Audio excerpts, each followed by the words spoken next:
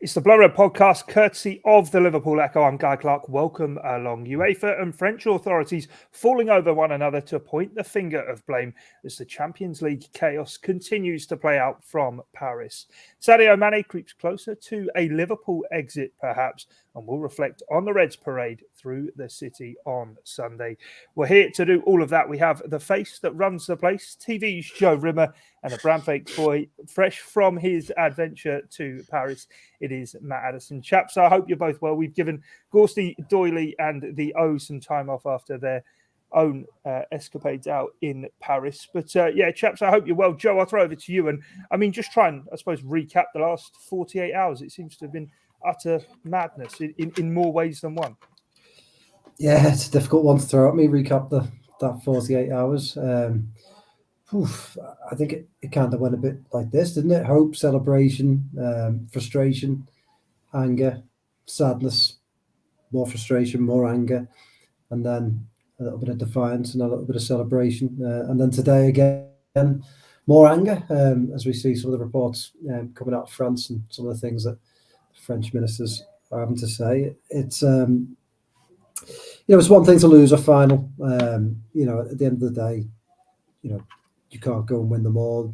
Big games, a high level sport. I really think this is forgotten in the banter era of football. As I wrote yesterday, when you go into a big final, you can be the best team on the planet, and things don't have to go your way, and you can lose, and that's one thing. But to experience what Liverpool fans had to experience outside the stadium on Saturday night, and then see the types of lies that UEFA and some of these French ministers are now telling, as they all scramble to save themselves and to not admit any fault, is just another thing entirely. And look, there are certain reasons that I won't get into, and we all know that Liverpool fans, I think, feel this more, but we're in 2022 and we're still in a situation where you've got government ministers basically lurching from one story to the next to try and protect themselves, and rather than just say, look, we didn't do this right and we're going to look at why we didn't do it right and what we can learn from it and how we can get better, and we're sorry. I don't know, it's a cliche, isn't it? But sorry does seem to be the hardest word. I don't know why they cannot just say, sorry, we got this wrong. But no, they don't want to do that. They obviously want to just say it's British fans. But the evidence is there for all to see. I was working Saturday night from our offices, and we were quick onto it. And I think we wrote a lot of stories about different things, and I've seen a lot of video.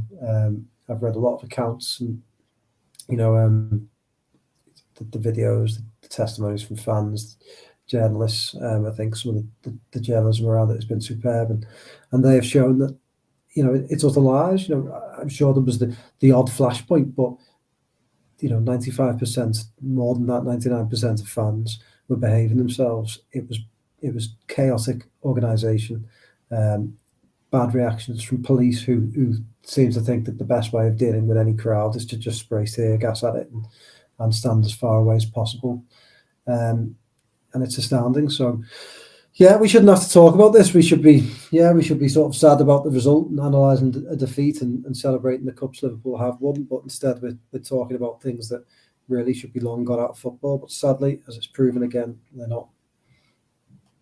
Yeah, no, most definitely. I mean, Ian, Paul and Theo did a great podcast yesterday prior to leaving Paris, talking about everything that they encountered and saw. Matt, you were out there as well as a match goer. I mean, what was your sort of take on things? What did you see? What was your experiences?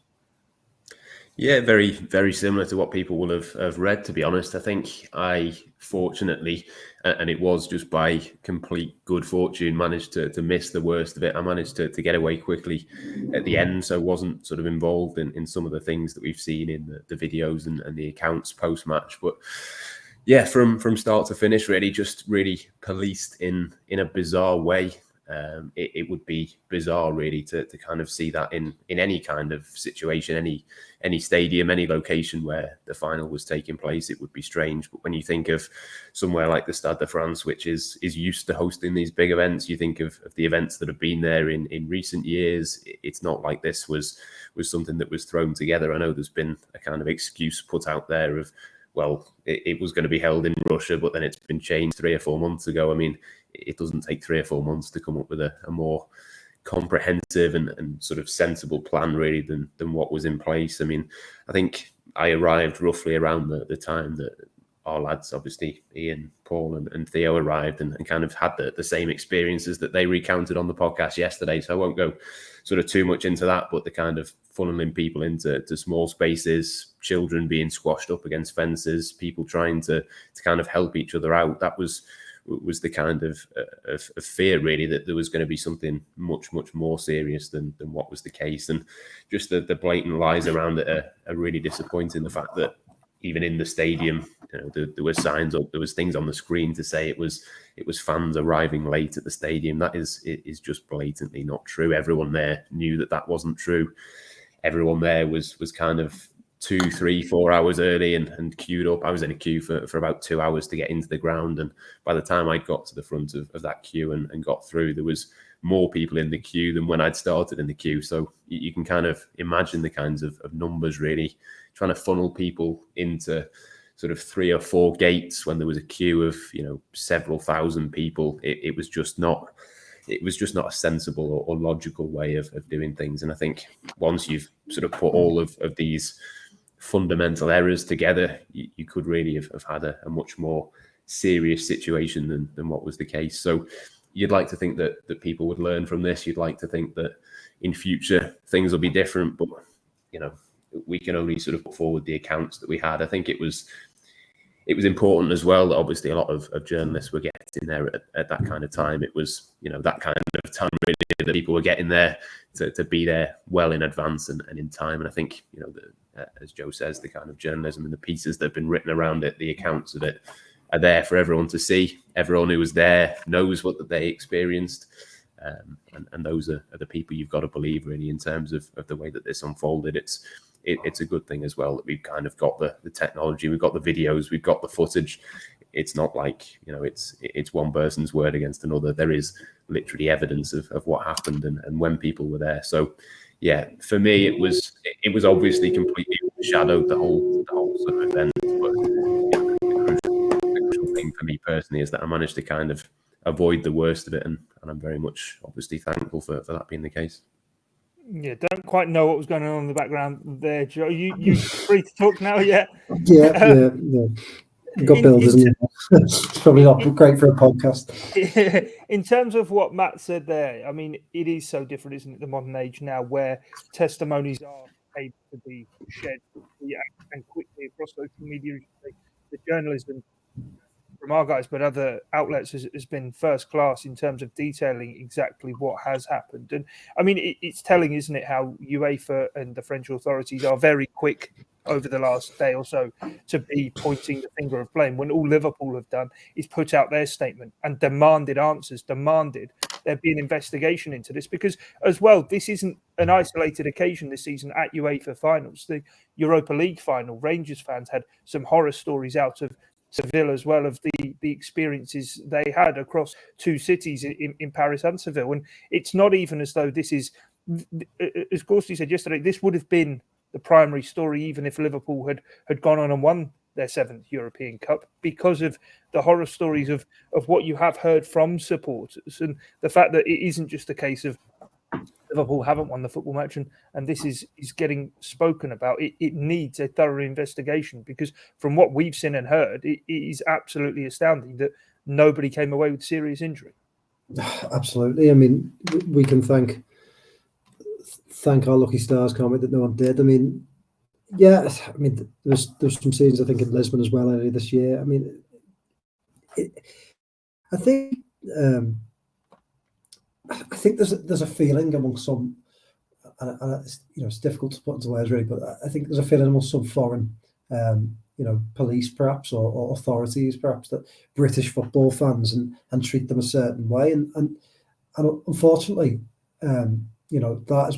that's proven to be very hard to shake for sets of fans from this country and from Britain, because I think if you look at the difference between the way the Real Madrid fans were treated and the Liverpool fans, but despite there being no evidence of any violence, of any threat, but Liverpool fans funneled into a small space, and then the fans at the end, the police at the end, in front of the fans.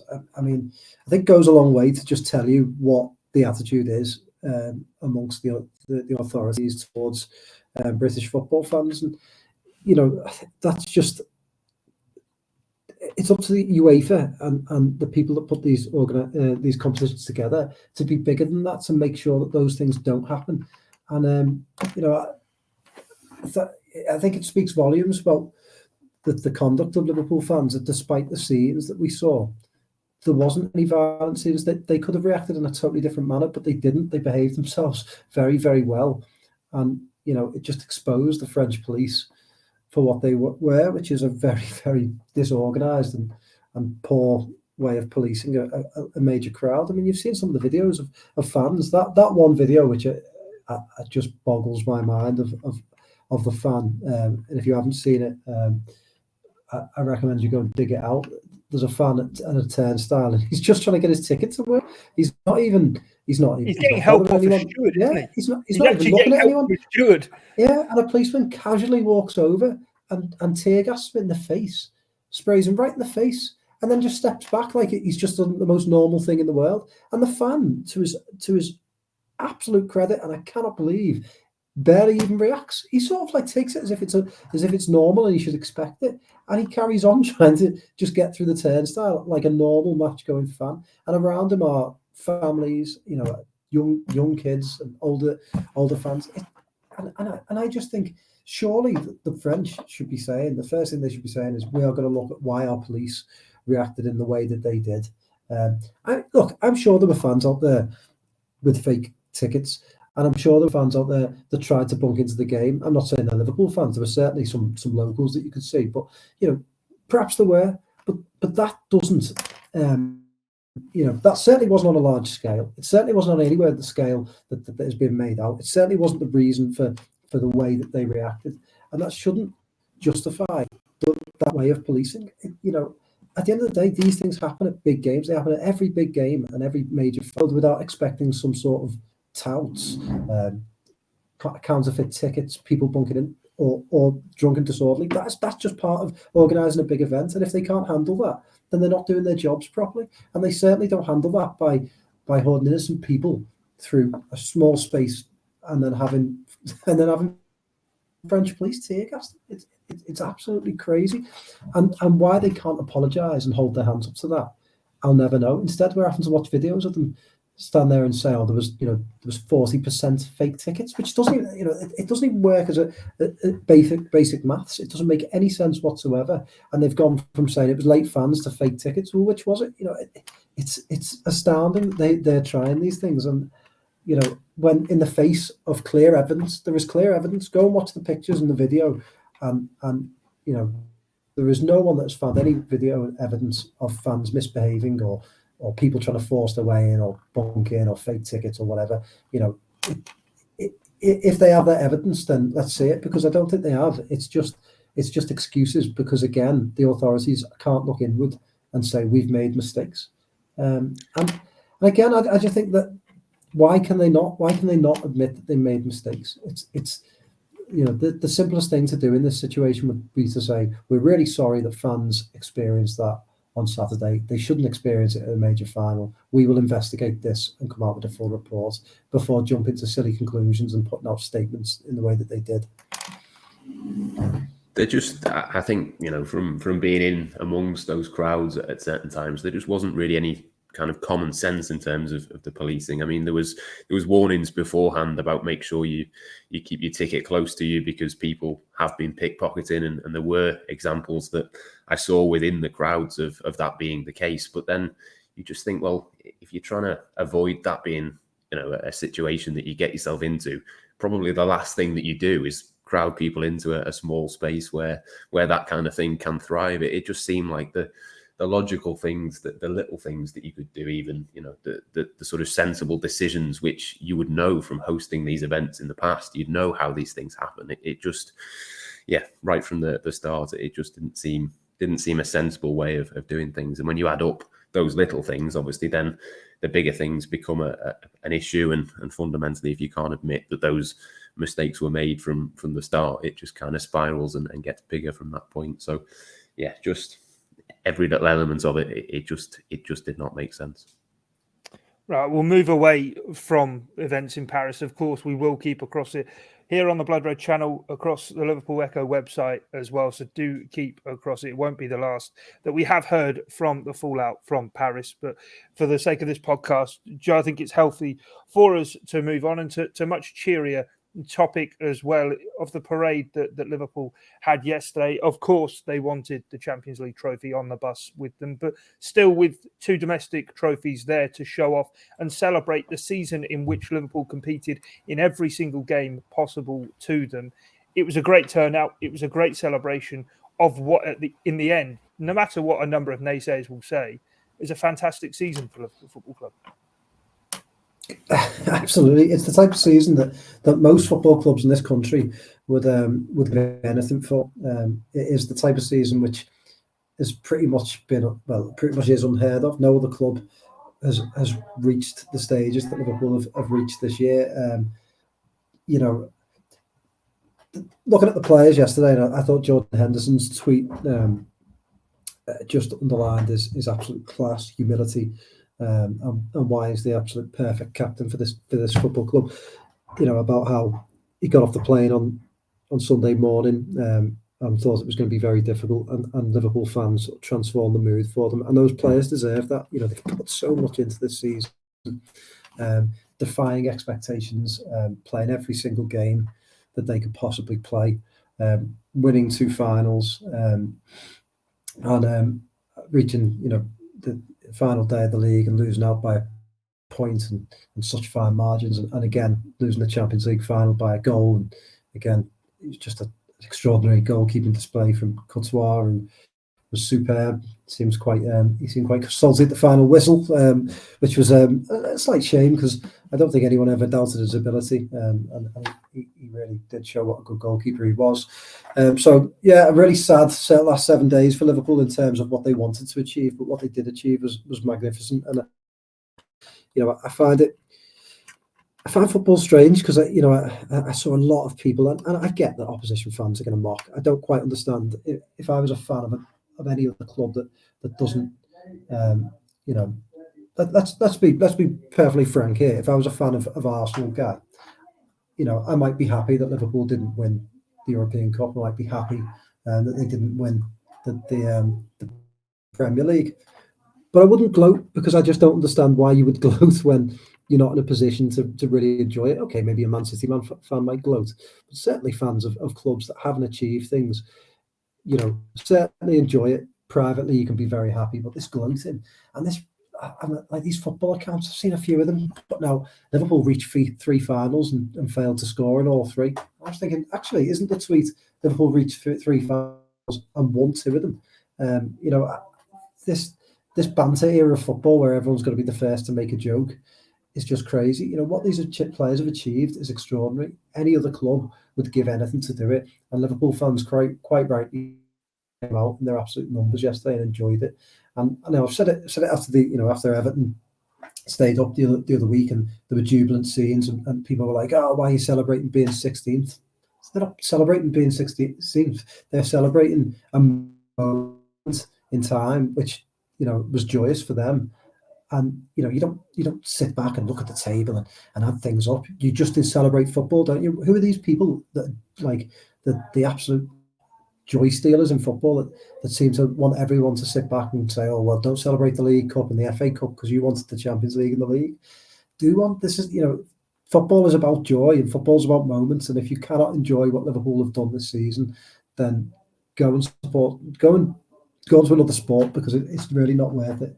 So I was really pleased to see the scenes in the city yesterday. It was great. It was testament to what this club has done. It was great for the manager and the players, and and I'm sure Liverpool will be back next season. There'll be plenty more to celebrate still. Yeah, I know you were making your way back from Paris, Matt, so weren't part of the celebrations, haven't really been able to catch up on the scenes. But on that kind of gloating culture that is cancel culture, I suppose, for Liverpool being able to celebrate their trophies. I mean, this is the season in which fans have been able to return, and we've seen it across the game.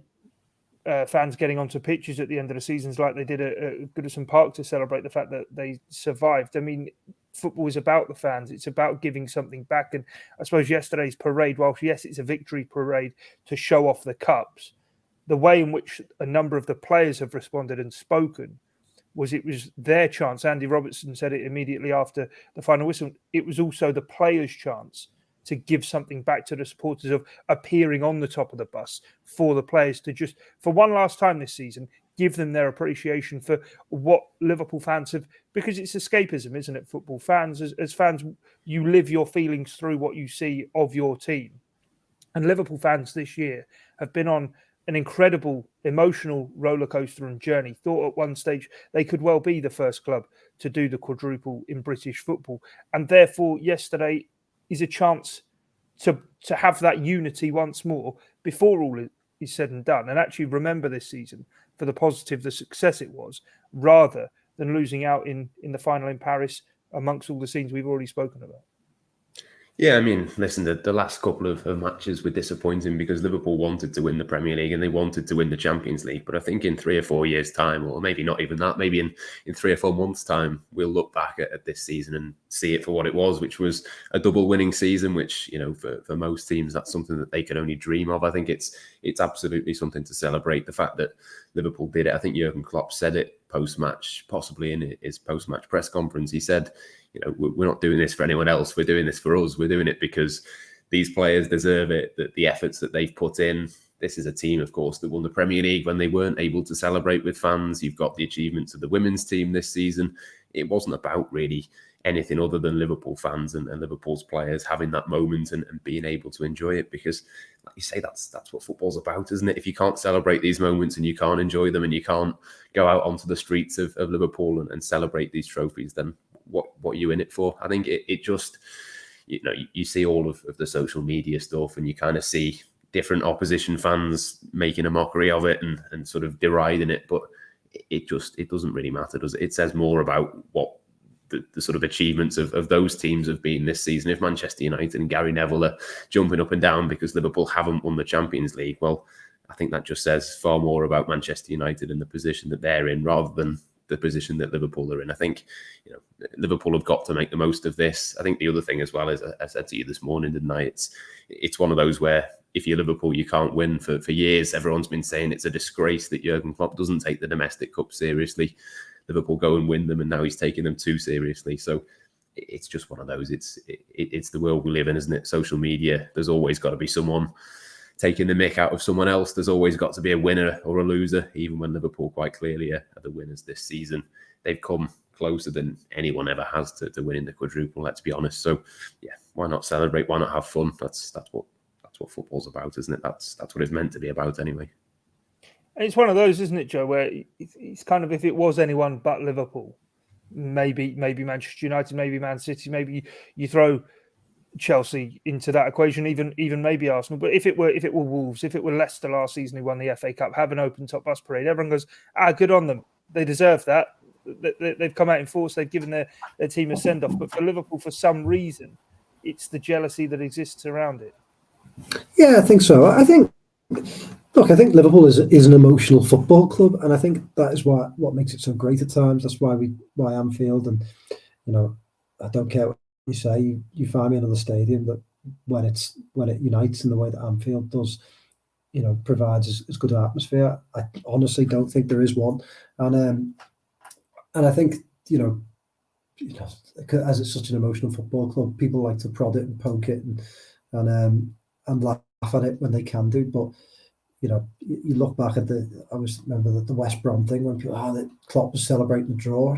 He wasn't celebrating a draw, and it's like that now. It's like, you know, you celebrate winning the League Cup. It's not quite that, is it? It's celebrating an extraordinary season and celebrating a team and a manager that's in total harmony with their fan base. And you know, the hilarious thing about Gary Neville celebrating.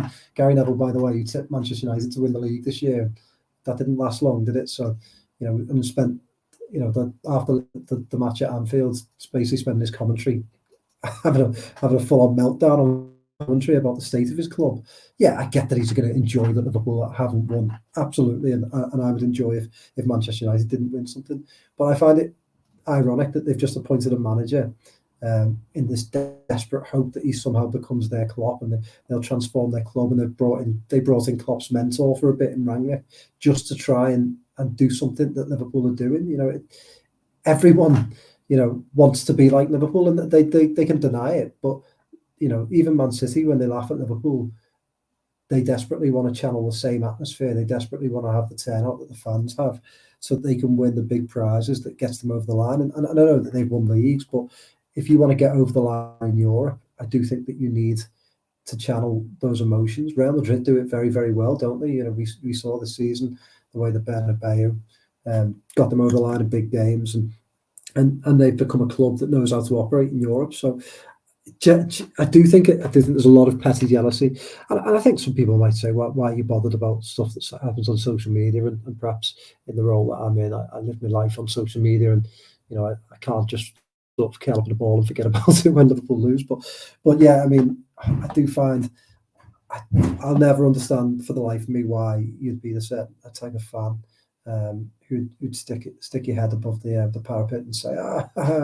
you didn't win the Champions League when your club is desperately in need of winning trophies. That is bizarre, and I just don't understand it. It was similar, wasn't it, when you mentioned before the not scoring a goal in finals thing. You've seen people this week say, Liverpool have won two trophies on penalties. Well, the crucial bit of that is Liverpool have won 2 trophies. That's literally how it works. Yeah. Well, I have a mate, unnamed names, a Chelsea fan, who said to me, I still can't get over that you've drawn 2 finals with us. And I was like, hang on, the most glorious moment in your club's history was probably winning the Champions League in 2012 when you drew with Bayern Munich and won on penalties. That's football. That's competition. You can't suddenly go, oh well, actually those penalty shootouts, they didn't really count as wins, did they?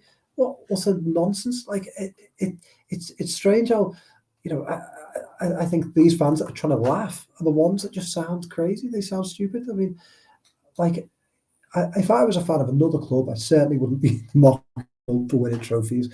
That is what you exist to do as a football club. It's certainly what Liverpool Football Club exists to do, and they've done it. Under Klopp, I think every season other than his second season, they've reached the final of something, haven't they? They've reached, the League Cup final. They've reached the UEFA Cup final, the Champions League final 3 times, the FA Cup final, and they've won some things. They've had some really sad, disappointing defeats, and but one constant about Klopp is he gets them there, and you can't win them all. Manchester United didn't win everything in the 90s. They had some close calls and some heartbreaks, but what fills me with confidence is that every year under Klopp he gets them somewhere, doesn't he? So that's why I'd be confident going into next season, because come what may, they'll fight on all fronts, and there might be some heartbreak along the way, but you don't make an omelette without breaking a few eggs, and you don't win European Cups without getting to a few finals and having some harsh defeats. It's what it's all about, and Liverpool just keep on doing it. Maybe that's what people don't like. Yeah, definitely. Right, final part of today's pod then. Let's ponder what next for Liverpool then. And Matt, I'll throw this one over to you. Joe said it just before about come what may, Liverpool will be challenging on all fronts. And I mean, immediately for me yesterday, seeing the scenes around the city and the celebrations, I kind of went back to 2018, 2019, thinking to myself, well, they said how much the failure in Kiev spurred them on the following season to go back and win the Champions League.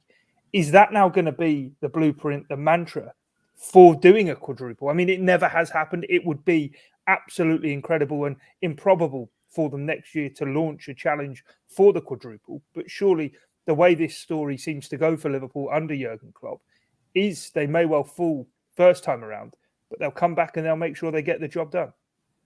Yeah, I've written that a couple of times actually since what happened on Saturday night in terms of the game, and that's the thing, isn't it? That's been the pattern under Jurgen Klopp, is that whenever there has been a disappointment, they seem to kind of channel that and put it into the right sort of things for the following season. Whenever Liverpool have lost a big game, obviously the last time they lost to Real Madrid, they then win it the following season. The league title they just missed out on by a point, as they have done this season as well. Of course, the following season they run away with it, and I think that'll be it, won't it? You've kind of had the celebrations. Obviously, this season it wasn't heartbreaking the same way that a season ended in a Champions League final defeat, and there was nothing else to kind of take from that. This season there was 2 trophies to go with that, to build that confidence. There was a trophy parade to kind of give, I think, 5 or 6 of the players that hadn't experienced that kind of experience. I think it all just ties in, doesn't it, for immediately now to look at next season and start to think, what could be for Liverpool, because like Joe says, we pretty much know that they're going to be there or thereabouts. It's just a case of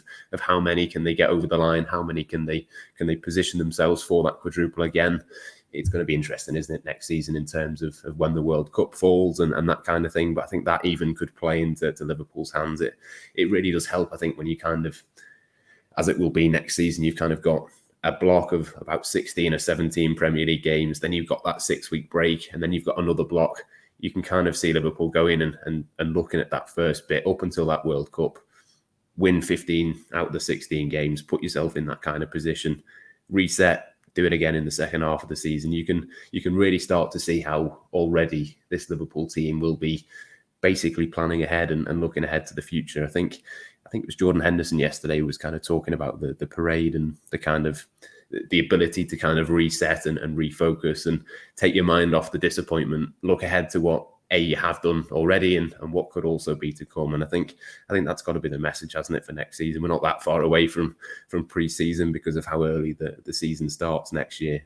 Straight away, the focus is going to be, well, can we better what we've done this season? And I think for this group of players, you'd say with that manager, with the squad they've got, there's no reason why they can't do that.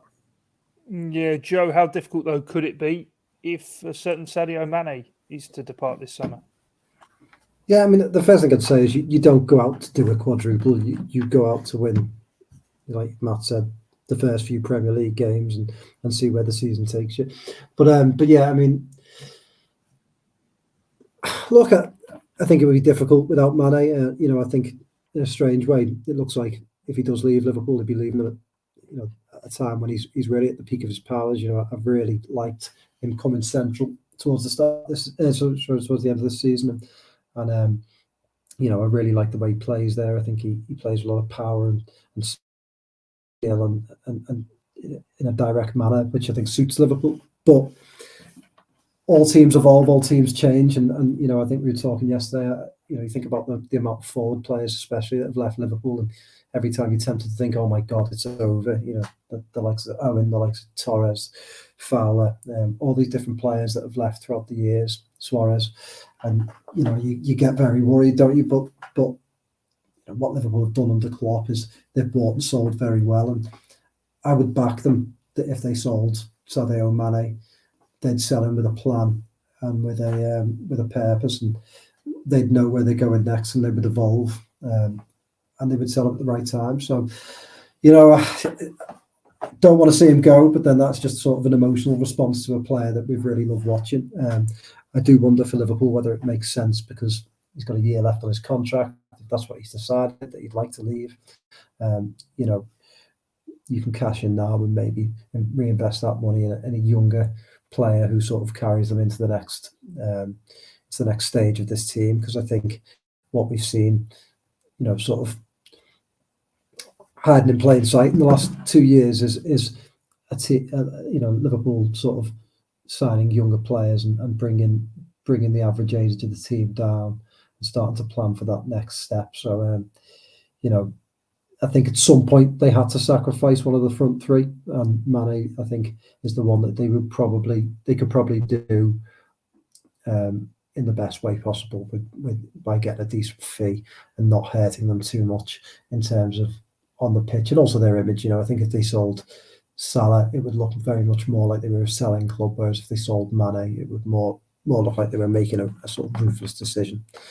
So it's what all the clubs do. Manchester United used to do it. You make these decisions even sometimes before it looks like is necessary. But I can't get why they're doing it, even if I'll be sad to see him go. Now, on it though, have Liverpool ever been in a position of strength like this to see one of those forward players go, as Joe mentioned before, the likes of Fowler, Owen, Torres? I mean, where the squad is as well, a lot of people very quick yesterday, certainly on social media, to say, oh, this might be the end of a cycle under Jurgen Klopp. He's got to rebuild Liverpool. Well, the rebuild's well and truly already underway with the young core of the side that has been being built. And in Alisson Becker, a goalkeeper, will surely go on for years and years. Doesn't matter if he's getting close to 30 or not. But have Liverpool ever been in that position of strength to perhaps evolve and bring in a forward right at the top of the game, when they're sitting right at the top of the game like this, to be that focal point? And second part of the question, do you think it's time for a number 9, an out-and-out forward, to come into the Liverpool system? Or would you kind of be more looking at one of those kind of versatile options, as we've said for so long, a second Diogo Jota? Yeah, I mean, well, in terms of the first part of the question, I think, yeah, you're spot on. Liverpool are in a brilliant position, aren't they? I mean, Luis Diaz was one that was meant to be for this summer, but they've done it a little bit early, and I think that will be hugely beneficial. Whether Sadio Mane had stayed or not this summer, that was always going to be big to have those few months in which he's already looked fantastic. But obviously with the pre-season, with the extra bit of experience and ability to slot into this Liverpool team, I think that's only going to increase next season, and hopefully we can see, a few more goals and the kind of return really in the goals and assists that he kind of deserves really for the positions and the places he's putting himself consistently on the pitch. So I think, yeah, in terms of what Liverpool have already got, Diogo Jota obviously scored a huge number of goals this season. Mohamed Salah has already confirmed that he's going to be there. It's not like Sadio Mane is the man and they've got to replace like for like. To come to the second part of the question, is it going to be like for like? It's an interesting one, isn't it? I think you can kind of go one of two ways. I think the fact that Roberto Firmino was already at Liverpool when Jurgen Klopp came in, it's not necessarily that he is wedded to that false number 9 type thing. Sadio Mane has kind of done that role really nicely over the last few weeks, but I think they've kind of got a bit of an option really to go and do something a little bit different this summer if they want to do that. I think probably the most likely is that they'd get another Diogo Jota type that can play in a couple of different positions. That's what we've seen, isn't it, with Luis Diaz? Obviously, Mohamed Salah can play through the middle as well. They are going to have options, but I think the sort of murmurs of Sadio Mane potentially wanting to go to Bayern sort of started coming out about a week or so ago. And my kind of concern at that point was that, is that why they signed Luis Diaz? Is that why they wanted him to replace Sadio Mane? But it doesn't appear that that's the case. It seems to be that they will get a replacement for Mane in addition to that, which I think is vital. You want those sort of 5 top quality forward options. You want Liverpool to be in that position again next season. So, yeah, as long as they replace him, you'd back them to get the right player. And what kind of player that is, I don't quite know. Like I say, you kind of go one or two ways with it, but whichever way they go, they've got so many quality options that even if it took a little bit of time for whoever it is that was signed to come in, you've still got plenty of depth to be able to start next season absolutely flying anyway. Yeah, what's your take on it, Joe? Because, I mean, one thing the Liverpool recruitment team have been so often, certainly under Michael Edwards, now, of course, Julian Ward from this summer, is innovative and creative. For example, when Coutinho left for the huge fee he went, there was never that like-for-like replacement come in. It's found a different way to build positions and build elements of the team and construct it. I mean, over the last 24 hours, I've seen across social media, Darwin Núñez immediately kind of being the man that everyone wanted. Christopher Nkunku has been another. 2 very, very different styles of player. Yeah, you're right. I mean, I do wonder, with Mane moving centrally as he has done, whether they will go for, I don't think there's such thing really as a traditional striker. I totally agree with Matt. I don't think he's wedded to this false 9 type player because look, Mane's come in and he hasn't really been a false 9, has he? He's played sort of further forward than I think than Firmino plays, but Liverpool have still made that front 3 work. So I think for Liverpool it's about having options that that work in different circumstances, isn't it? And moving people around.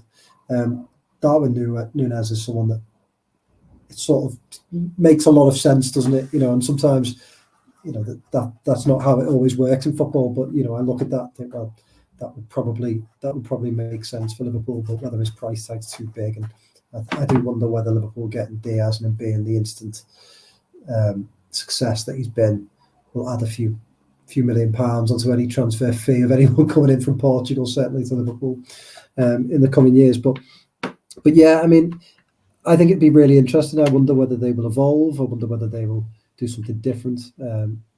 I still think they'll probably like to sign a midfielder in the next sort of, in the near future or the next 12 months. So, yeah, it'd be interesting to see what they do. But I've got a sneaky feeling the Darwin Núñez direction is the way they might go. But again, that's just a sneaky feeling. That's not based on any fact. I think Christopher Nkunku would be the one for me, just in terms of the volume of goals. He just looks like a Liverpool player. I think you can almost do a little bit of both as well with him, in terms of he can be that proper number 9, but he can play a little bit deeper, can play off either side as well. I think that wouldn't massively shock me. I know there's sort of links with him for a number of different clubs, obviously off the back of this season, but I suspect you could probably do a deal a little bit cheaper than Darwin Núñez. But it'd be interesting to see which way Liverpool go, but the absolute crucial thing for me is that Liverpool will go and get a replacement and won't let Sadio Mane leave until they've got that. So, yeah, whoever it is, I'm sure they'll get it right. Yeah, we'll have to wait and see how it does play out. Well, that is us for this edition of the Blood Red podcast. Looking back, of course, on those scenes in Paris, the continued fallout that will come across the Liverpool Echo website, as well as dipping our toe into some transfer chat, which I'm sure is now going to get cranked up throughout the course of the summer. But from myself, Guy Clarke, Joe Rimmer and Matt Addison, thanks for your time and your company here on Blood Red. It's bye for now.